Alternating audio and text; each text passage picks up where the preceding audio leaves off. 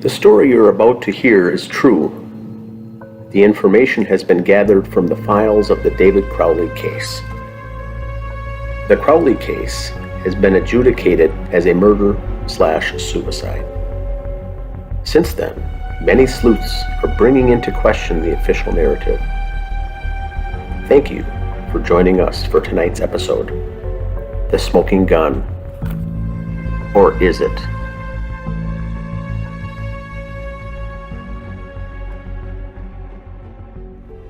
We start off tonight in the offices of S&C Investigators. Sophia has been scouring through the discovery received from the regional group. She finds something of particular interest and presents it to Catherine. Catherine, you have got to see this. What'd you find? I was going through the discovery that the regional group had sent over last Thursday. I was especially going over what they call the supposed smoking gun. It's an interesting picture, but it's extremely blurry and very pixelated. There's something that just isn't right about it. What do you think, Catherine? That picture looks manipulated. Oh, we can't be sure though until we run some tests. Let's get this to Girl Friday. She can look into the case files and see if there's anything to either support their picture or prove their discovery wrong. After Catherine hands Girl Friday the photo, Girl Friday walks to the pile of papers on her desk and begins her search. From this point forward, the regional group will be simply referred to as RG. I wouldn't put it past anyone to manipulate this so-called evidence in this case. The RG has done that several times. For an office that works directly with the district attorney, their evidence has been really shady lately. After Sophia returns to her desk, she begins to look through more of the discovery. Another photo captures her attention. The more I read, the more this case reeks of a cover-up. Catherine, I found another photo. Here, take a look. Oh, I agree. A cover-up is looking to be very likely. Good eye, Sophia. This photo does seem a little too weird. Doesn't it? Not to mention what the RG says is in this photo. I'm afraid to ask, but will anyway. What do they say is in the photo? The gun that belongs to David Crowley. You've got to be kidding. In order to shut them down in court, we've got to look at this from every angle. I absolutely agree. We'll get a fresh look after lunch. Girl Friday should be done with all the research by then. Girl Friday works through the morning and into her lunch. By the time Sophia and Catherine return to the office, she has the requested photos prepared and on their desks. We pick up the story with Sophia describing what she sees in the photos. I see a really blurry photo, very pixelated. The text says that there's a gun there. There's supposedly a scarf. I definitely see a lemur. Lots of hair and a blurred out image. So let me get this straight. They want me to believe this is David's gun on the floor? That's what they want us to believe. Okay. Well, that's pretty funny.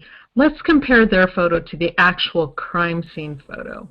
I see a crime scene photo that has part of David's abdomen, exposed lower stomach, hip area, the lemur, a scarf, torn up Quran pages, and lots of hair.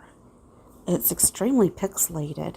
Look at the position of the lemur in the actual crime scene photo. It is located near David's leg.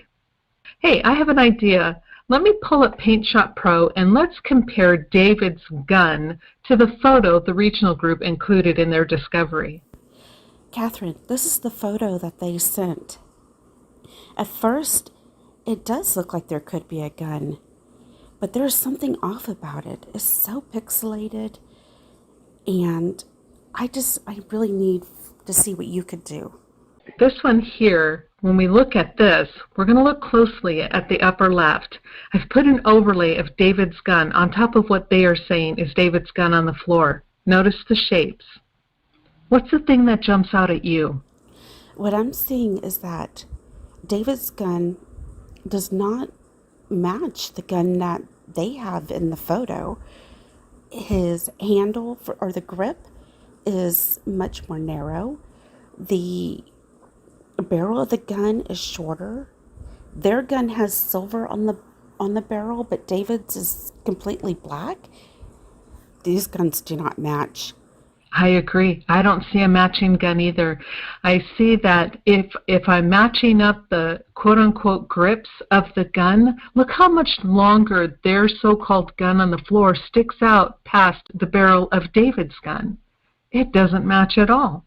Here's the photo of David's gun. And here I have extracted the gun from the photo. And this is what it looks like now. The slide is in the lock back position. So it makes the slide protrude toward the back, and since the slide on David's gun was not in the lock position when found, I've removed that portion and have now created this photo.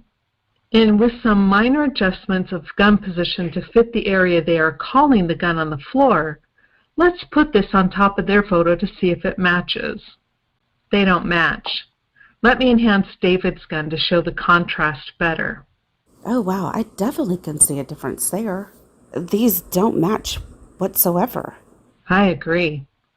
And when matching up the grips, you can see the barrels don't match. So let's match the barrels. Now let's look at their photo again.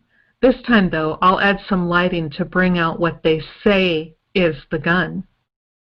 Here we have their original photo where it says the rug, the scarf, the hair, the lemur, and then a little gun. And in this next photo, I've added some lighting. And if we stop there, people may start to think that, wow, this is a gun. This could be a gun.